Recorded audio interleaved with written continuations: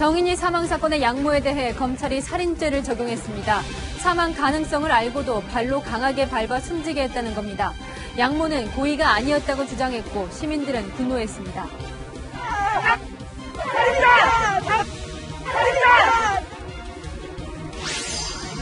경찰이 무혐의 결론을 내렸던 오거돈 전 부산시장 사퇴 시점 의혹에 대해 부산지검이 재수사에 착수했습니다. 검찰은 여권 인사의 관련 여부를 들여다보고 있습니다. 단독 보도합니다. 대검찰청이 김학의 전 법무부 차관의 출국 금지 의혹 사건을 수원지검 본청으로 다시 배당했습니다. 법무부는 당시 상황이 긴급했다고 해명했지만 법조계의 비판이 이어지고 있습니다. 제주 카지노에서 사라진 145억 원의 행방을 수사 중인 경찰이 해외로 출국한 여성과 공범인 중국계 남성의 존재를 확인했습니다. 아직 국내에 있는 것으로 알려졌습니다. 단독 보도합니다. 기독교 선교단체 인터콥이 BTJ 열방센터의 집합을 금지한 경북 상주시를 상대로 행정소송에 나섰습니다. 건강보험공단은 열방센터 관련 확진자 진료비 26억 원에 대해 구상금을 청구하기로 했습니다. 주식 투자를 위해 개인이 증권사에서 돈을 빌리는 신용융자가 처음으로 20조 원을 넘어섰습니다. 대출이 급증하자 일부 증권사는 신용융자를 중단했습니다.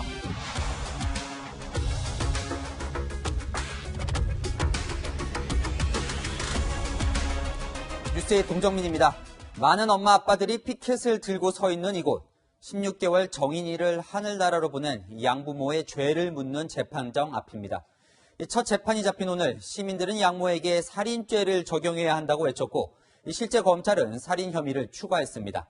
법의학자의 부검 결과를 토대로 검찰이 밝힌 정인이의 사망 과정은 더 충격적입니다.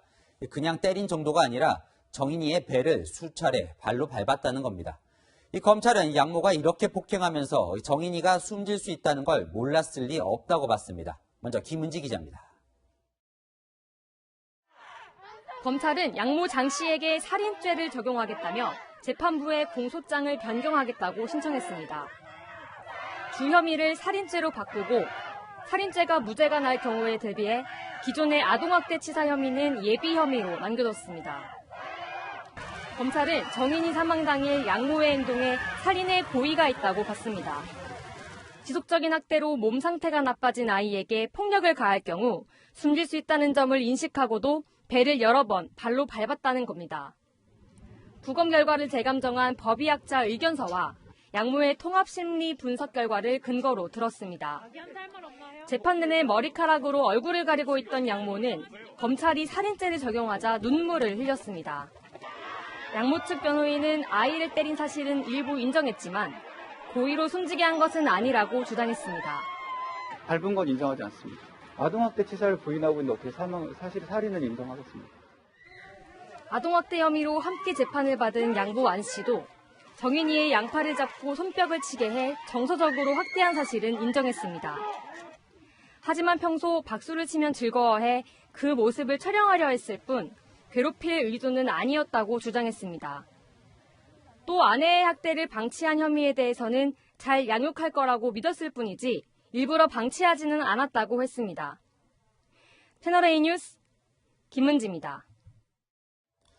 법의학자들이 주목한 부분은 정인이의 출혈량입니다. 전해드리기도 가슴 아플 정도로 상황은 처참했는데요. 사망 당시 정인이 몸속 전체 혈액의 95% 정도가 이 뱃속의 출혈 상태로 몰려 있었던 것으로 전해졌습니다. 장하연 기자입니다. 법의학자들은 사망 당일 정인이 복부에 가해진 충격과 그로 인한 출혈량에 주목했습니다. 검찰이 공소장에 적시한 정인이의 복부 내 출혈량은 600ml. 이번 재감정에 참여한 법의학자는 채널A와의 통화에서 체중이 9kg이었던 아이의 전체 혈액량은 630ml 정도라며 이 가운데 600ml의 피를 흘렸다는 건 치명적 손상을 의미한다고 말했습니다. 응급의학 전문의도 정인이의 몸 상태는 과다 출혈로 인한 쇼크의 기준을 한참 넘어선다고 말합니다. 혈액량의 10%만 넘어서도 일단 쇼크 증상을 보일 수가 있는데 대략적으로 한 30% 전후일 경우에는 사망할 수가 있습니다. 정인이 같은 경우에 치명적인 그런 소실량이라고 생각할 수 있습니다. 법의학자는 또 아이의 몸에서 손상된 시점이 각각 다른 조직들이 있었고 손상을 입은 뒤 회복하려는 조직도 다수 발견했다고 했습니다. 한 번이 아니라 지속적이고 반복적인 폭행이 이뤄진 증거라는 겁니다. 법의학자는 췌장 절단 부위를 해부학적으로 분석했을 때 배 앞쪽에서 뒤쪽으로 강한 충격이 가해졌다고 봤습니다. 앞서 소아청소년과 의사회도 검찰에 비슷한 내용의 소견서를 제출한 바 있습니다. 교통사고에서 배 부위를 받쳤을 때 정도의 충격이 가해져야 췌장 손상까지 가는 걸로 돼 있고요. 법의학자는 장기와 조직의 손상 정도를 볼 때 16개월 된 아기 정인이는 성인도 감당하지 못할 정도의 통증을 느꼈을 것이라고도 말했습니다. 채널A 뉴스 장하연입니다. 국민들의 분노만큼 이 첫 재판에 대한 관심은 뜨거웠습니다. 16대 1의 경쟁률을 뚫고 법정 안에 들어간 방청객은 이 양모를 향해 악마 같은 인간이라고 소리를 질렀고 못 들어간 시민들은 법정 밖에서 소리를 질렀습니다. 구자준 기자입니다. 재판 시작 전부터 법원 앞에 모여든 시민들. 80여 명의 시민들이 양부모의 이름을 외치며 엄벌을 촉구합니다.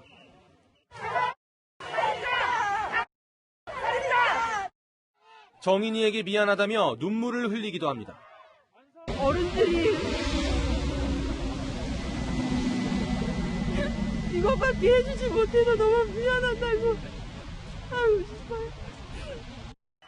양모 장 씨가 탄 것으로 보이는 호송차가 등장하자 시민들의 목소리는 더 커집니다.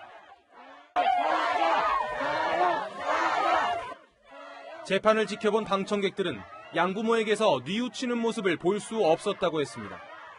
너무 당당하게 인정 안 할 거가 굉장히 많더라고요. 두 부부가 그 자리에 앉아서 그다지 반성하거나 죄를 뉘우치는 분위기는 보지 못했습니다. 법정 안에서는 양모를 향해 악마 같은 인간이라고 소리를 지른 방청객도 있었습니다. 불구속 상태에서 재판을 받는 양부 안 씨는 경찰에 신변 보호를 요청했습니다. 안 씨는 취재진과 시민을 피해 법원 업무 시간 전에 들어갔고 재판이 끝난 뒤에도 경찰 보호를 받으며 도망치듯 빠져나갔습니다. 시민들은 안 씨가 탄 차에 음료를 던지며 거칠게 항의했습니다. 범죄자들만 너무 감싸고 있었어요. 정인이를 구했어야지. 가해자를 이렇게, 살인자를 이렇게 구하려냐고 하면서.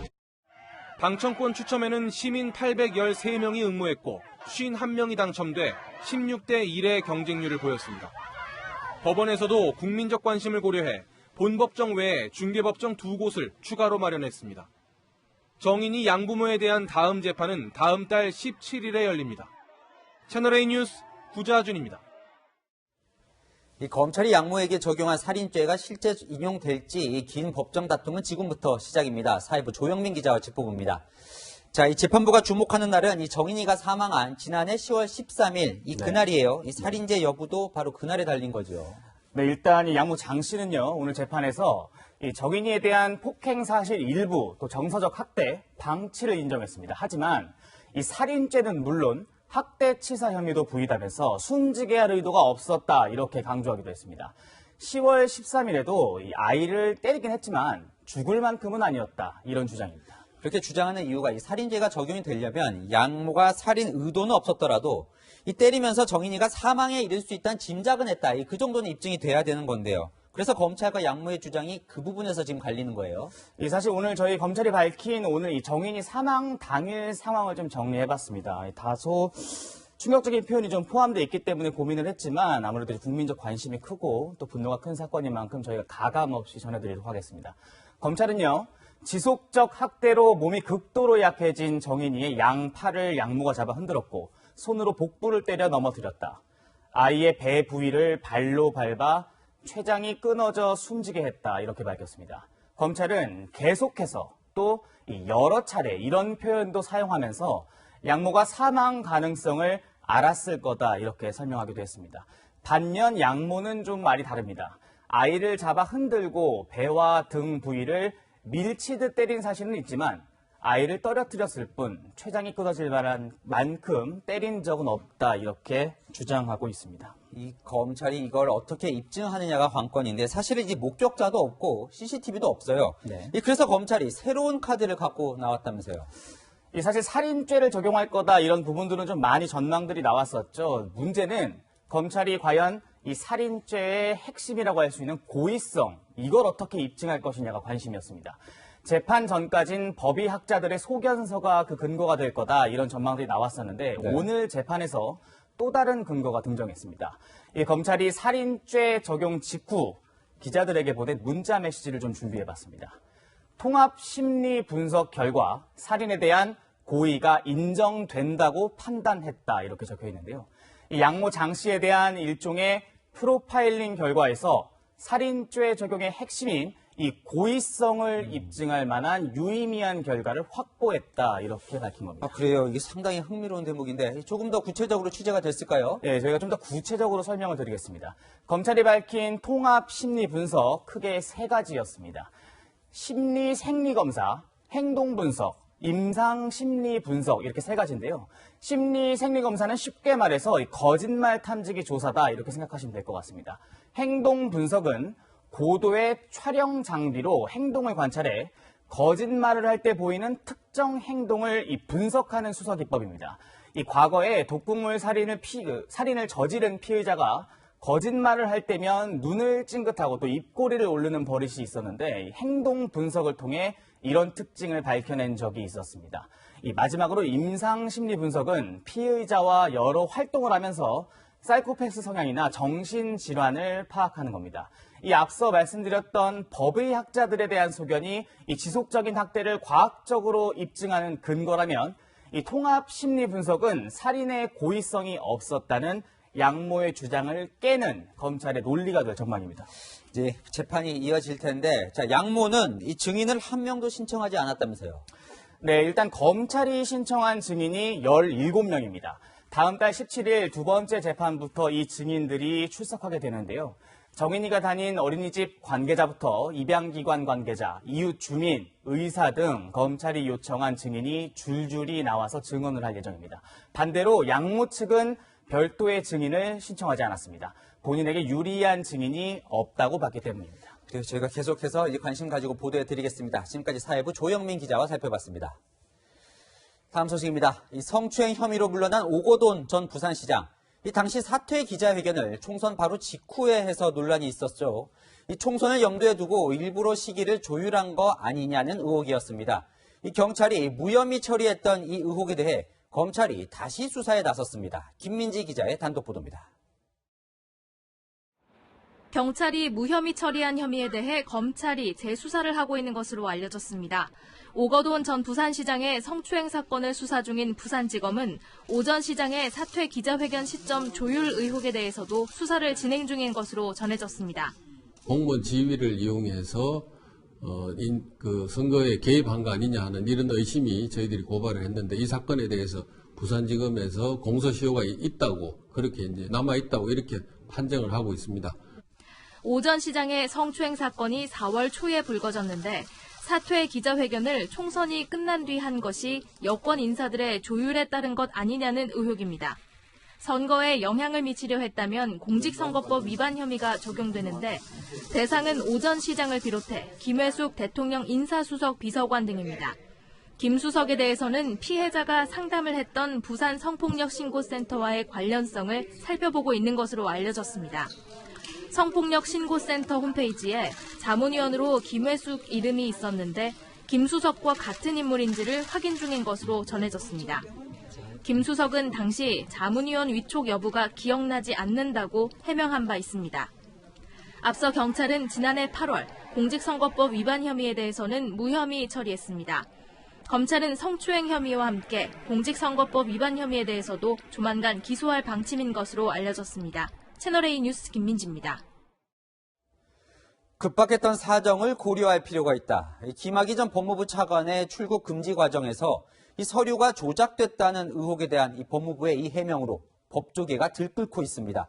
이 현직 검사는 공문서를 조작했다가 적발되면 검사 생명 끝장난다는 글도 올렸습니다. 이 대검찰청은 이 사건을 충실히 수사하겠다며 수원지검 본청으로 다시 배당했습니다. 최주연 기자입니다. 2019년 3월 김학의 전 법무부 차관 출국 금지 서류에 조작 의혹을 제기한 공익신고 내용이 알려지자 법무부는 어제 해명을 내놨습니다. 긴급 출국 금지를 신청한 대검 과거사 진상조사단 이모 검사는 수사기관에 해당하기 때문에 출국 금지 요청 권한이 있다고 한 겁니다. 이 검사가 수사기관이란 근거로는 당시 이 검사가 서울 동부지검 검사 직무 대리신분이라는 점을 들었습니다.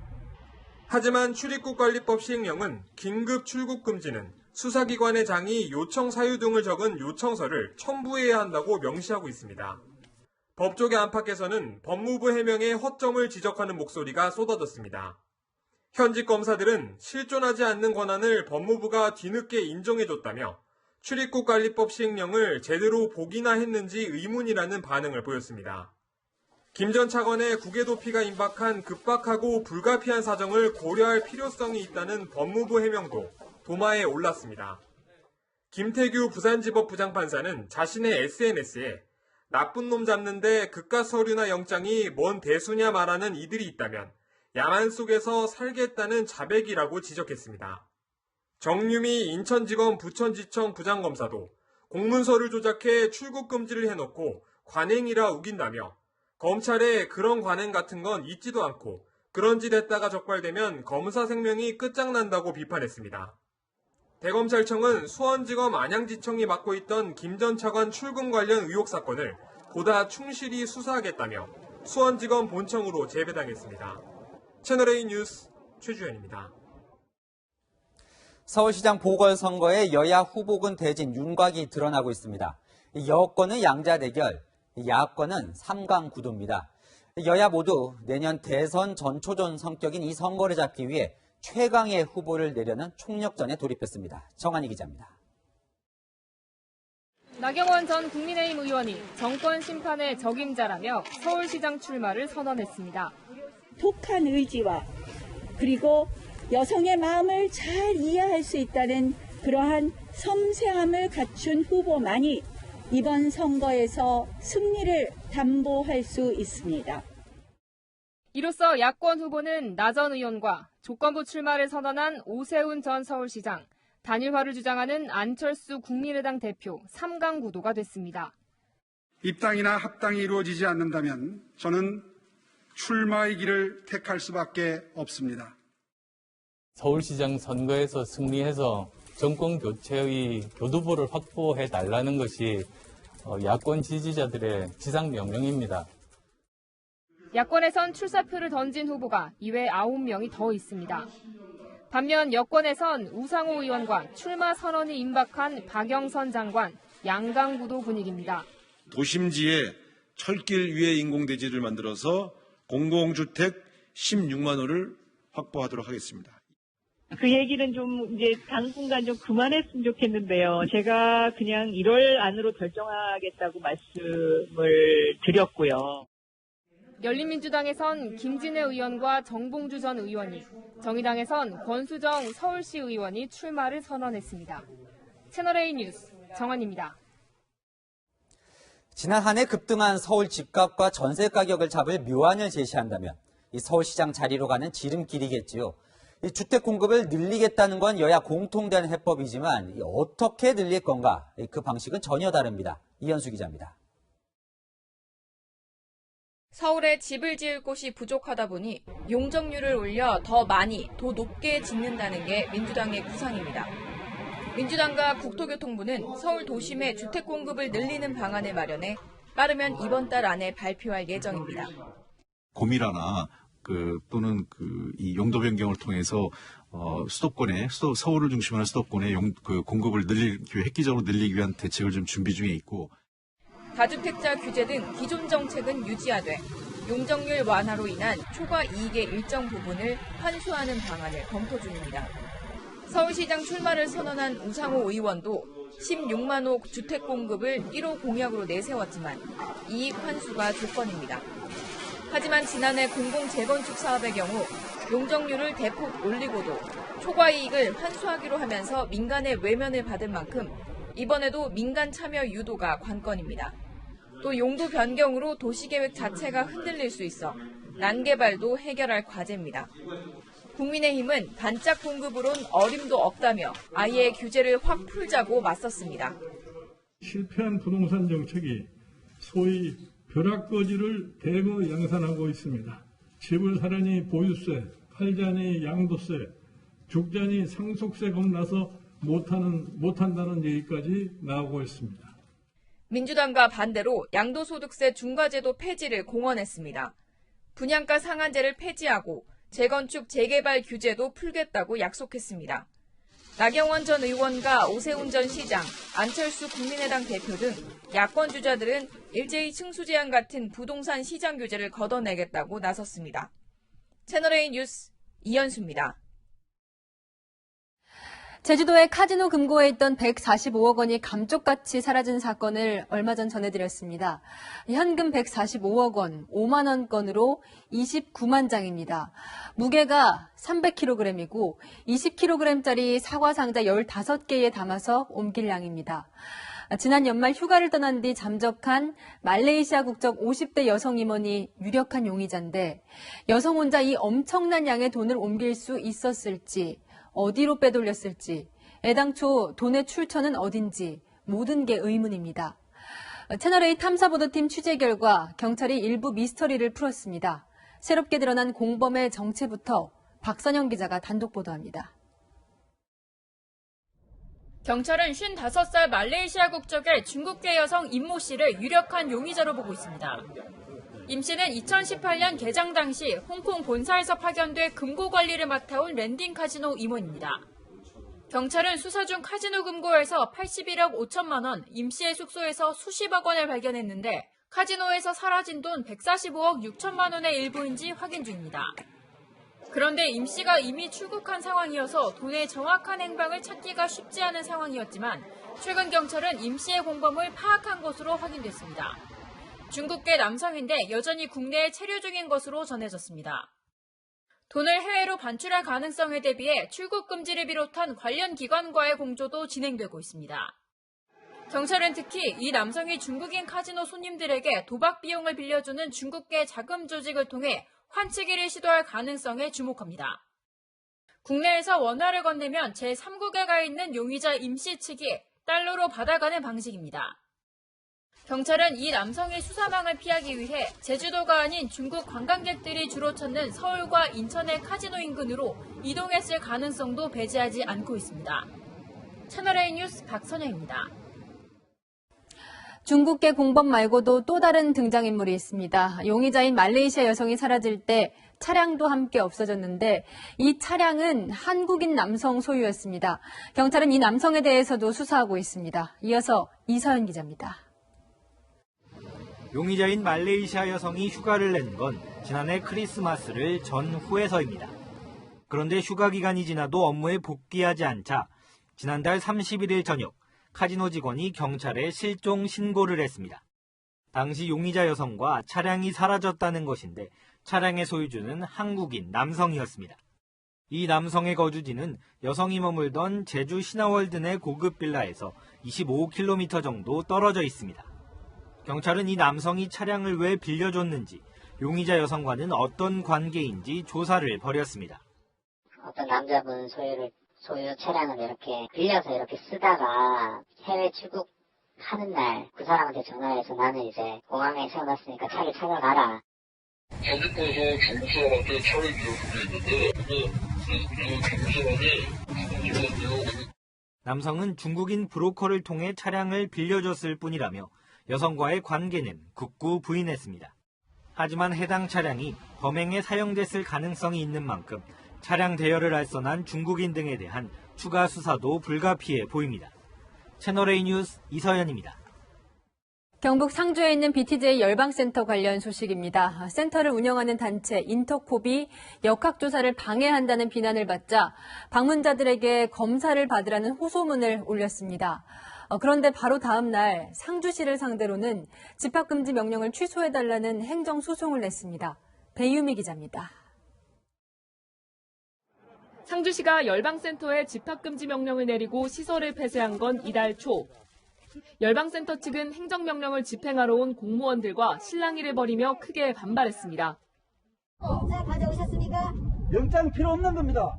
확진자가 속출하는데도 방문자 상당수가 검사를 받지 않는다는 비난 여론이 거세지자 센터를 운영하는 종교단체 인터콥은 진단검사를 받으라는 호소문을 올리며 한 발 물러선 듯 했습니다.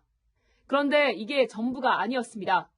호소문을 올린 다음 날 상주시장을 상대로 행정명령 취소 소송과 함께 집행정지 가처분 신청을 낸 겁니다. 시장이 재량권을 남용해 종교와 집회의 자유는 물론 재산권을 침해했다는 주장입니다. 적반하장이죠. 국민의 생명권에 큰 위협을 가하고서 본인들의 기본권을 주장한다는 것이 적반하장 아니고 무엇이겠습니까? 상주시는 경북도와 함께 법인 허가 취소까지 검토하겠다며 강경한 자세입니다. 열방센터 관련 확진자는 하루 사이 86명이 늘면서 600명을 훌쩍 넘었습니다. 열방센터에 다녀간 사람도 당초 알려진 2,800여 명에서 3,000명이 넘는 것으로 드러났습니다. 조사 과정에서 숫자가 더 늘어날 가능성도 배제할 수 없습니다. 역학조사를 거부하는 등 방역수칙을 어기고 있는 열방센터 관련 확진자에 대해 국민건강보험공단은 진료비중 공단 부담금에 대해 구상권을 청구하기로 했습니다. 열방센터 관련 확진자 치료비 중 공단 부담금은 26억 원으로 추정됩니다. 채널A 뉴스 배유미입니다. 이렇게 방역에 협조하지 않았다가 구속까지 됐던 사례죠. 신천지 이만희 총회장에게 1심 법원이 집행유예를 선고했습니다. 재판부는 횡령 혐의에 대해서는 유죄를 인정했는데 감염병 예방법 위반 혐의에 대해서는 무죄가 나왔습니다. 김태형 기자입니다. 이만희를 구속시켜라! 법원 앞에 긴장이 감돕니다. 이만희 신천지 총회장 엄벌을 촉구하는 신천지 피해자연대 회원들과 종교의 자유를 주장하는 신천지 신도들이 맞불 집회를 연 겁니다. 혹시나 있을 충돌 상황을 대비해 법원 주변엔 경찰 병력 100여 명이 배치됐습니다. 어수선한 분위기 속에서 열린 이 총회장에 대한 1심 재판에서 재판부는 감염병 예방법 위반 혐의에 대해 무죄를 선고했습니다. 방역당국이 요구한 시설 현황과 교인 명단은 역학조사가 아닌 자료 수집 단계에 해당되는 만큼 일부 자료를 누락했다고 해서 방역활동 방해 혐의로 처벌할 수 없다는 겁니다.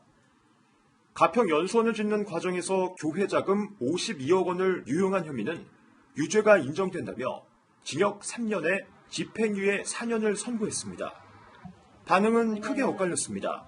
이 총회장을 고발했던 전국 신천지 피해자연대는 피해자들의 아픔을 외면한 판결이라고 반발했습니다. 큰 낙심과 절망이 될 것이고 신천지의 종교 사기에 빠져 허우적거리는 20만의 신도들에게는 불행의 결과임이. 반면 신천지 측은 감염병 예방법 무죄에 대해 환영한다며 유죄 부분에 대해선 항소를 통해 소명하겠다고 밝혔습니다. 사과할 계획은 없습니까? 모르겠어요. 법원이 방역방해 혐의에 대해 무죄 판결을 내리면서 이와 유사한 역학조사 방해 사건에도 영향을 끼칠지 주목됩니다. 채널A 뉴스 김태형입니다.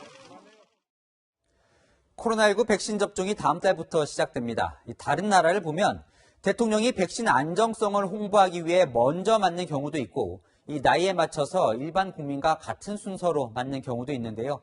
문재인 대통령 이 방역 당국이 정한 순서에 따를 것으로 보입니다. 전혜정 기자가 취재했습니다.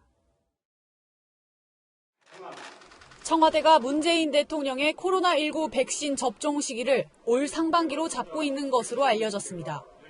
여권 핵심 관계자는 정부가 정해놓은 접종 순서에 따라 백신을 맞는 방안을 검토하고 있다고 밝혔습니다. 현재 정부는 우선 접종 대상을 분류해 접종 순서를 정해뒀습니다. 이 순서에 따르면 만 67세인 문 대통령은 요양병원의 고령 환자, 코로나19 의료진 등에 이은 4순위로 상반기에 접종하게 됩니다. 어떤 백신을 맞을지는 정해놓지 않았고 수급 상황에 맞출 예정입니다. 다만 청와대는 백신 안전성에 대해 국민이 불안해할 경우 대통령이 먼저 맞는 방안도 고려하고 있습니다. 해외 일부 국가에선 정상들이 백신 불신을 없애기 위해 1호 접종을 자처하거나 접종 장면을 공개했습니다. 조 바이든 미국 대통령 당선인은 지난 11일 화이자 백신 2차 접종 모습을 대중에 공개했습니다. 이스라엘 베냐민 네타냐후 총리도 1호 접종자로 나섰습니다.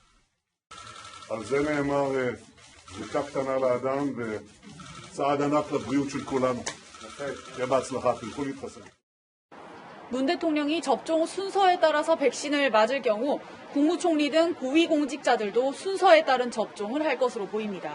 채널A 뉴스 전혜정입니다.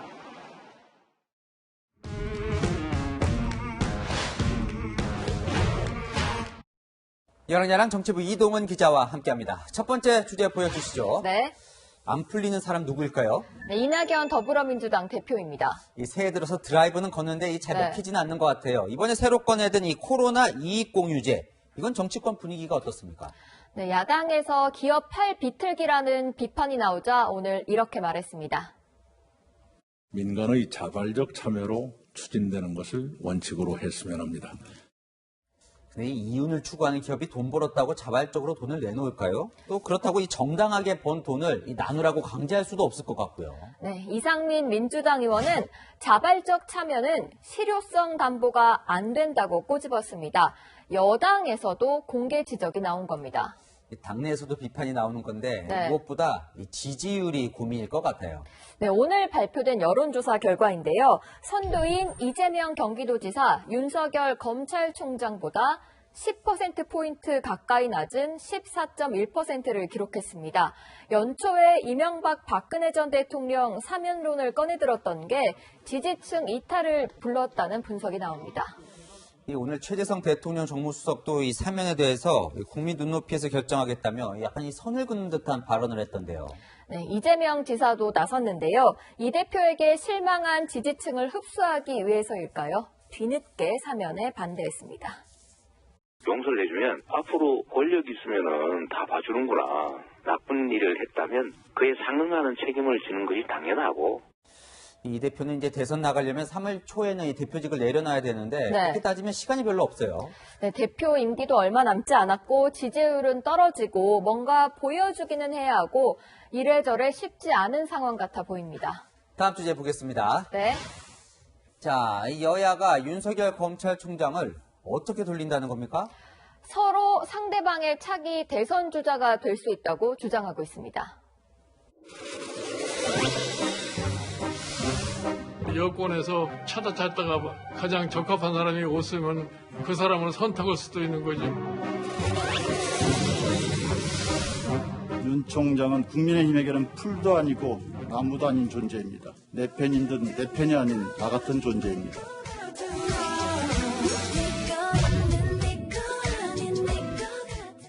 그러니까 이게 서로 끌어당기는 게 아니라 서로 이게 상대로 미는 건가요? 네, 국민의힘은 문재인 정부가 임명한 검찰총장이라는 걸 강조하면 그동안 있었던 모든 혼란의 책임을 여권에 물을 수 있겠죠. 민주당은 윤 총장이 국민의힘으로 출마한다면 이러려고 여권에 불리한 수사했다는 공격을 할 수 있게 됩니다. 지난해 국정감사 당시 재미있는 장면이 하나 있었는데 보고 오시죠. 총장님이 저 국민의당 의원님들하고 되게 호흡이 잘 맞으세요. 여러 가지 판단도 비슷하시고. 국민의힘당. 근데 국민의힘 사람들이 아직 국정농단에서 반성을 안 한 사람들이에요. 의견이 같거나 하면은 별로 저는 좋은 길이 아니다. 무엇보다 윤 총장은 가만히 있는데 결국 정치권이 난리예요. 네, 아직까지는 중립을 지켜야 하는 검찰총장임을 본인은 물론 여야 모두 잊지 않았으면 합니다. 오늘의 여랑야랑은 관심, 자제로 정해봤습니다. 오히려 검찰이 진행하고 있는 여러 수사들이 어떻게 되고 있는지 그걸 잘 지켜봐야 할 것 같습니다. 지금까지 여랑야랑이었습니다. 청와대가 문재인 대통령의 펀드 수익률을 홍보했습니다. 2년 전 대통령이 가입한 펀드가 90% 수익률을 냈다며 이 돈을 앞으로 어디에 투자할지까지 공개했습니다. 장원재 기자가 보도합니다. 문재인 대통령은 일본의 수출 규제가 강화되자 2019년 8월 소재 부품 장비 분야 국내 기업에 투자하는 필슨 코리아 펀드에 가입했습니다. 생애 첫 펀드 투자였습니다. 주식이나 주식형 펀드도 해봤다. 없었습니다. 오늘 청와대는 당시 가입한 펀드 수익률이 90%를 넘었다고 밝혔습니다. 같은 기간 코스피 상승률보다 높은 수익률입니다. 문 대통령은 수익금을 환매해 한국판 뉴딜펀드 5곳에 1,000만 원씩 투자할 방침입니다. 강민석 청와대 대변인은 필슨 코리아 펀드 원금은 그대로 유지 중이라며 펀드 수익을 대한민국 미래에 다시 투자한다는 메시지라고 밝혔습니다. 새로 가입한 것은 신재생 에너지와 친환경 미래차, 중소 중견기업 등에 투자하는 펀드입니다. 하지만 대통령의 펀드 투자에 우려의 목소리도 나옵니다. 개인들이 빚을 내서 주식 시장에 들어오는 케이스가 좀 늘어나고 있는 그런 상황이잖아요. 조정이 일어났을 때 문제가 일어날 수 있는 그런 소지를 줄 수 있어 보이지 않나. 주식시장이 과열됐다는 지적이 나오는데 펀드에 더 돈을 넣으라는 신호로 보일 수 있다는 겁니다. 채널A 뉴스 장원재입니다. 이렇게 대통령까지 개인 투자를 독려하며 주식시장은 뜨거워질 대로 뜨거워지고 있죠. 코로나 이후 5명 중 1명이 처음 주식을 시작하거나 재개했다는 조사 결과가 나왔습니다. 문제는 빚을 내서 주식을 사는 투자자가 많아진다는 겁니다. 빌려줄 돈이 바닥난 증권사들이 금고문을 걸어 잠그고 있습니다. 홍유라 기자입니다. 삼성증권은 오늘 신규 신용융자를 당분간 중단한다고 공지했습니다. 빌려줄 돈이 바닥났기 때문입니다.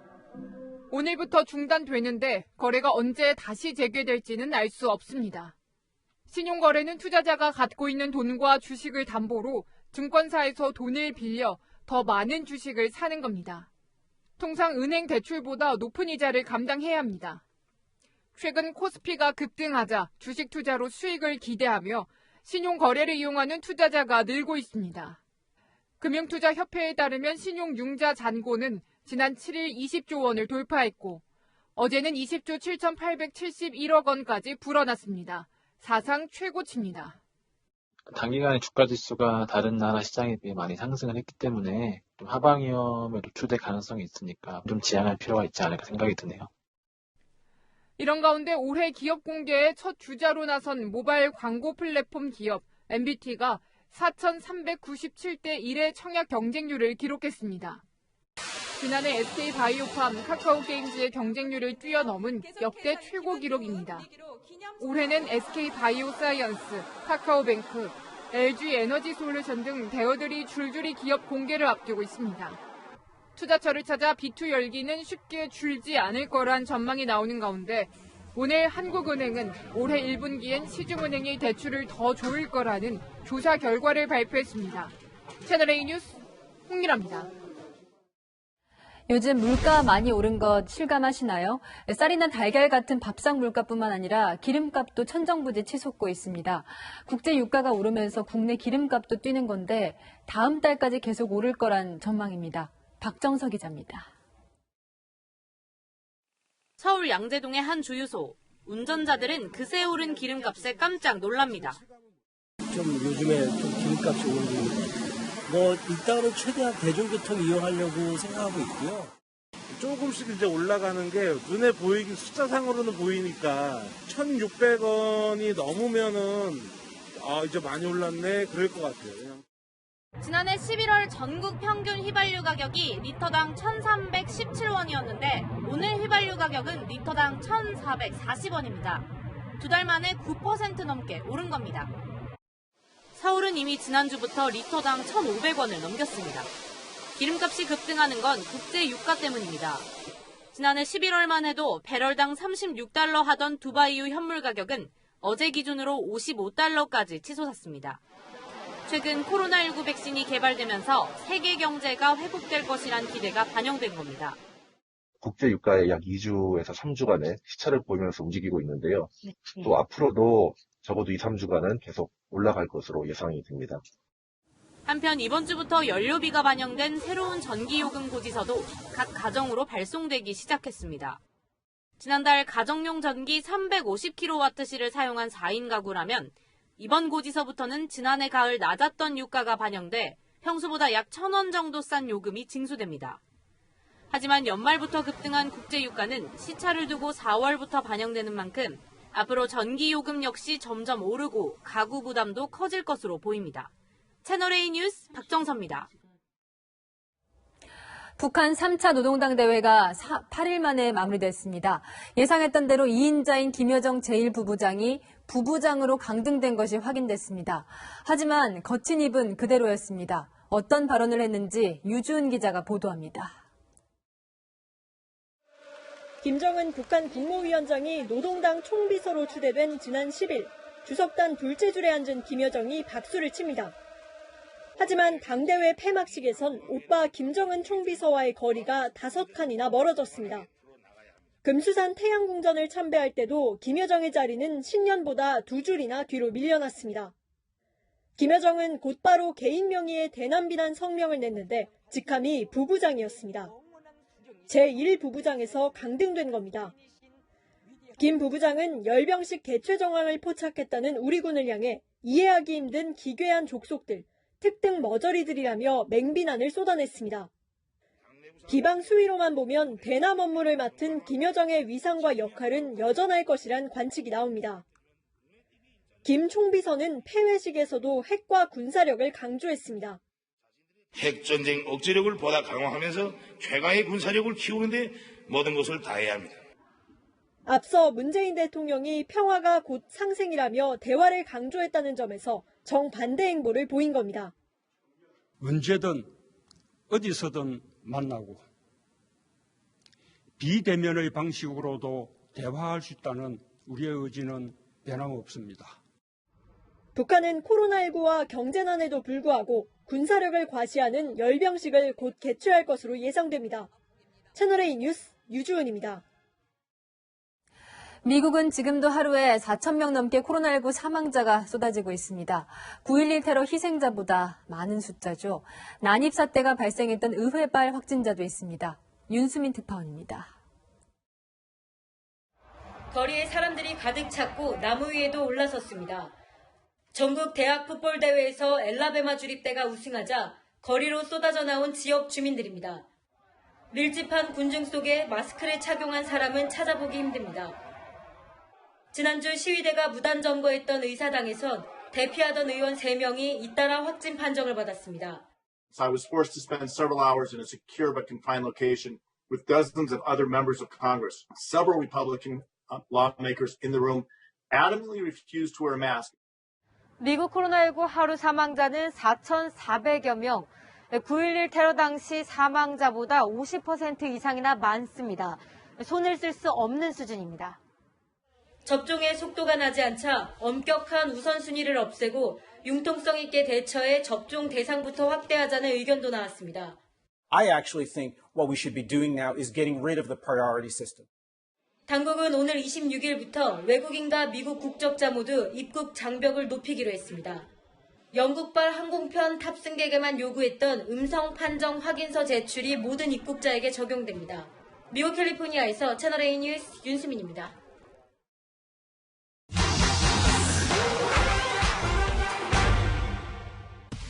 온라인 쇼핑몰에서 팔리고 있는 이른바 코골이 마스크입니다. 노란 실리콘을 코에 걸면 코로나19 바이러스를 퇴치할 수 있다며 5만 원에 파는데요. 업체 측은 다른 마스크와 비교표까지 만들어 코골이가 대화할 때도 수월하고 또 바이러스 차단, 자식에게 물려줄 수 있다고 광고하는데 근거가 있는지 살펴보겠습니다. 먼저 업체 쪽에 코로나19 예방이 가능하다는 근거가 뭔지 물어봤습니다. 코로나에 걸리면 내가 100만 주니까 연락하십시오. 코골이 끼고 얼마든지 편안하게 사십시오. 한국 계속해서 한 명도 지금 100만 동원한 게 없다니까요. 지금까지 제품을 쓰고 코로나에 걸린 사람이 없었다는 얘기인데 임상시험 자료 등을 제시하지는 않았습니다. 업체 측은 코골이의 항균 효과가 99.8%라서 코로나19 같은 감염병도 예방할 수 있다고 하는데 항균 효과, 항바이러스 효과와 같은 건 아닙니다. 대장균 같은 세균 억제 효과가 있다고 코로나19 예방 효과도 있다는 주장 과학적으로 보긴 어렵다는 게 전문가들 얘기인데요. 그렇다면 업체 홈페이지에 올라와 있는 제품이 식약처 의료기기로 등록됐다는 공지는 어떻게 된 걸까요? 식약처의 의료기기 검색 사이트에서 해당 제품을 찾아보니 비강 확장기라고 나오는데요. 식약처는 코골이 증상을 완화할 수 있도록 코 속을 확장해주는 용도로 등록됐다 설명합니다. 업체 제품 하나는 비강 확장기, 다른 하나는 일반 공산품으로 되어 있는데요. 허가나 인증 없이 신고 내용과 달리 성능 효과를 광고하면 의료기기법 위반이 될 수 있습니다. 식약처도 경찰에 수사를 의뢰했는데요. 업체도 광고 문구를 일부 수정했죠. 코로나19에 효과가 있다는 상품 구입 전에 꼼꼼히 따져봐야겠습니다. 이 밖에도 궁금한 점은 팩맨 많은 문의 바랍니다. 세계 최대 가전박람회 CES 소식 오늘도 전해드립니다. 올해는 코로나를 잡을 수 있는 신기한 기술이 가득했습니다. 조현선 기자가 소개합니다. 갑작스레 나타나 일상을 송두리째 앗아간 코로나 바이러스. 그 여파에 그제 시작된 소비자 가전 전시회의 약자 CES가 코로나 일렉트로닉스 쇼라는 별칭이 붙었습니다. 그만큼 코로나를 잡는 신기술들이 대거 쏟아지고 있다는 겁니다. 기기 하나면 코로나를 감지합니다. 동전만한 작은 패치를 가슴에 붙이면 체온과 호흡 패턴을 측정해 코로나 초기 증상과 비교합니다. 스마트워치 센서로 혈중 산소 포화도를 통해 감염 여부를 알아내기도 합니다. 마스크의 기능은 첨단화됐습니다. 공기청정 기술이 더해진 헬멧식 마스크부터 부착된 센서가 착용자의 호흡 동작과 주기, 주변 오염물질 데이터를 모아 필터 교체 시기까지 알려주는 스마트 마스크도 있습니다. 산소가 저장된 통을 마스크에 부착하거나 사무실에 놓는 휴대용 산소 용기까지 다양합니다. 코로나로 길어진 집콕 생활을 위한 실용적인 신기술도 있습니다. 와이파이 신호가 복부에 닿아 호흡을 포착하며 수면의 질을 분석합니다. 무엇 때문에 잠에 못 드는지 진단을 해주기도 합니다. 이젠 반려견의 감정도 AI가 해석해줍니다. 만여 개의 음성 데이터를 토대로 행복, 불안 등 5가지의 감정을 통역해줍니다. 코로나19로 바뀐 생활 패턴을 겨냥한 기술 경쟁이 치열해지고 있습니다. 채널A 뉴스 조현선입니다. 코로나 때문에 집에만 있다 보니 이웃 사이 층간소음 갈등도 많아졌죠. 방송인 이휘재 씨와 문정원 씨 부부도 층간소음 문제로 곤욕을 치렀습니다. 문정원 씨의 SNS에 아랫집 사람이 올린 댓글입니다. 애들이 뛸 때 매트 좀 깔고 뛰게 해달라. 임신 초기라 견디기 어렵다 호소했습니다. 댓글을 본 문정원 씨는 소음이 나지 않게 주의를 기울이겠다고 사과했습니다.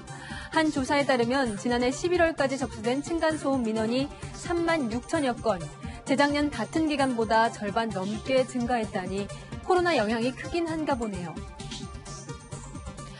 화학 보호복을 입은 소방대원들이 출동한 곳, 파주 LG 디스플레이 공장입니다. 이 공장에서 독성 화학물질이 유출돼 2명이 중상을 입고 5명이 경상을 입었습니다. 사고 원인인 메틸 암모늄은 반도체나 디스플레이 제조에 사용되는 무색 액체인데 독성이 치명적입니다. LG 디스플레이 측은 사고 수습 대책본부를 설치했습니다. 중국 광고에 나온 치안 퇴치법이 논란입니다. 함께 보실까요? 늦은 밤 낯선 남자가 따라오자 여성이 화장을 지웁니다. 그러자 얼굴이 남자로 변해버리죠.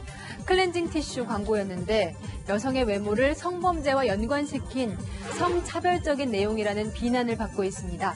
해당 업체는 광고를 삭제하고 사과문을 올렸습니다.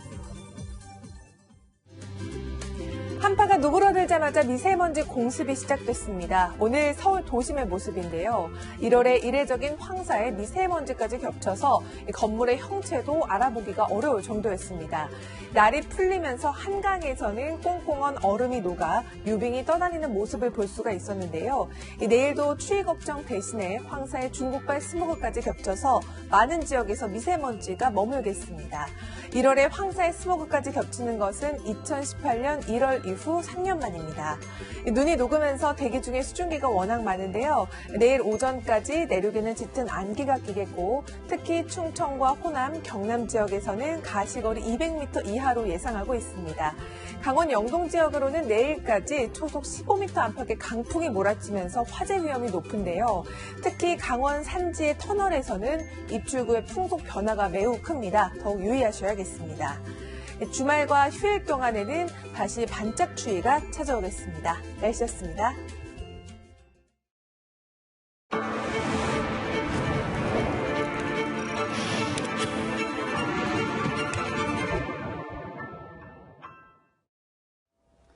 취임 초 문재인 대통령이 직접 일자리를 챙기겠다며 집무실에 설치했던 일자리 현황판입니다. 오늘 발표된 정부 통계에 따르면 작년 한 해 취업자가 22만 명 줄어 IMF 경제 위기 이후 최악의 상황이라고 합니다. 아직 일자리 현황판이 있는지도 궁금한데요. 이 경제가 선방하고 있다는 정부 발표보다 이 꽁꽁 얼어붙었을 구직자의 아픔에 더 눈길이 갑니다. 오늘 뉴스 여기까지입니다. 내일도 뉴스입니다.